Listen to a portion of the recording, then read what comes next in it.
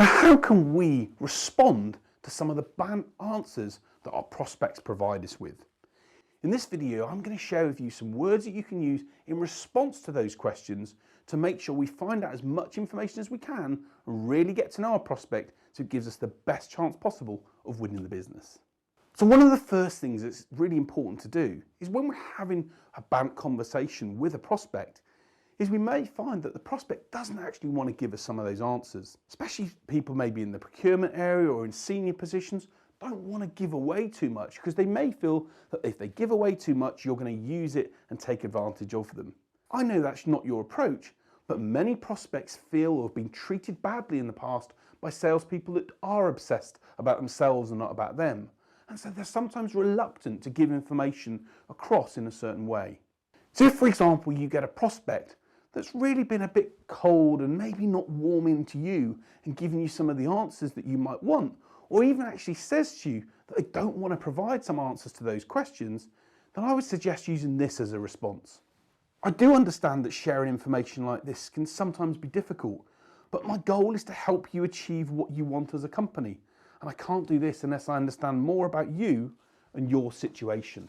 By asking a statement like that, what you're showing to the prospect is that you really do care about them as a person and you're trying to seek to understand them, as Stephen Covey would say, before being understood. You're saying to them, I need to understand you to know more about you in order to see if I can help you. And adopting this approach is a great way to try and hopefully break down the barriers and make the prospect feel like they can warm to you. If the prospect does respond hopefully in a positive way, you can then start to have a conversation with them that can build and enable you to really get to know them and what's happening in their world. If they still, however, don't want to answer any questions, really just feel like the meeting's very cold and difficult, then I would suggest you using a statement such as this. It seems like we're not the right company or solution for you. Is this the case?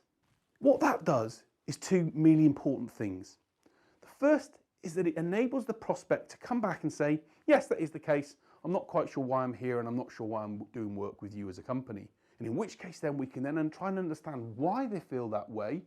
And if needed, we can then walk away from that opportunity because we'd rather do that than try and basically knock on a door that doesn't want to be answered. The other reason why that's such a good question is that it gives the prospect the chance to be able to say the word no. And by saying the word no, they put themselves back in control and it then enables them to move forward. If they come back and say, no, that's not the case, and I am keen to hear more about your solution, you can then respond with a, that's great to hear. Thank you for letting me know that. How about we discuss this in this area first and then see where we go from there? By asking these questions and getting these responses, we're able to break down the barriers and get the prospect to feel a bit more in control. And when they feel in control and when they feel like they're able to actually give you the answers to what you're looking for, it can help to build trust, builds rapport, and it enables you to really see if there's a fit for you both to work together.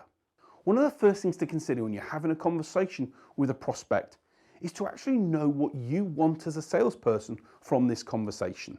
What is the next step in your sales process that enables you to move from here to that next point? And it's really important that as salespeople, we're really clear about what we want to achieve from the conversation itself. Maybe that's a follow-up meeting. Maybe that's a demonstration. Maybe that's a visit to an existing customer site. Maybe it's a chance for them to come to your site. Whatever it is that you want and see as the next stage in the process, it's really, really important we understand what that is before we start to engage in the BANT process. If we ask questions and we're not sure of where we're trying to get that prospect to, we're going to just sound like we're waffling and babbling on and the prospect's going to feel like their time's being wasted. But if we can really show that we're trying to understand what's going on in their world by asking those questions, it's going to enable us to then say, based upon what you've told me here, Alex, I feel like this could be the right route for us to take. How about we move forward and go in this direction or do the following things? And it's going to enable it to feel more natural for the prospect to want to move in that direction. The reality is we've got to be clear about what it is we want to achieve if we want to get certain answers back from our prospects. And whilst it's important that we don't try and sell too early in the process, it's also important that we follow up, especially on things such as the timescale and the problem and need that they have, so that we can show them that there is a solution, that we can move them from where they are now to where they want to be and start to move things forward in a way that benefits both sides. The other key way in which to be able to respond to the answers that our prospects provide us with is to look at certain words they say or certain situations or answers and really then probe deeper in that area. A dog, if he's got a bone buried in the ground, will continue to dig and dig and dig until he finds his bone. And one of the challenges for us when it comes to working with our prospects is sometimes they'll give us superficial answers, maybe on the edge of their mindset, but we want to get a bit deeper. I always say to those that I work with that your prospect's like an onion. There are maybe 3 or 4 layers until you get to the core of the onion. And most prospects will keep you at the 3rd or 4th layer. And the job of good salespeople is to probe deeper into that area. And when we probe deeper and find out really what's in the core, we get so much information out that can help us A, deal with any objections that come up, but also move forward with that prospect in the right way. So when a prospect gives you an answer such as, yeah, this has been an issue for us for some time, probe and find out more. Oh, tell me more about what's been the issue. Or tell me more about how long this has been a problem for you. Or you mentioned this has been an issue for some time. I'm sad to hear that. Tell me more about that. And the chances are they're going to tell you more information that's going to give you greater insight into what's going on and more importantly, how you can get that resolved for them that can put them to a happy place.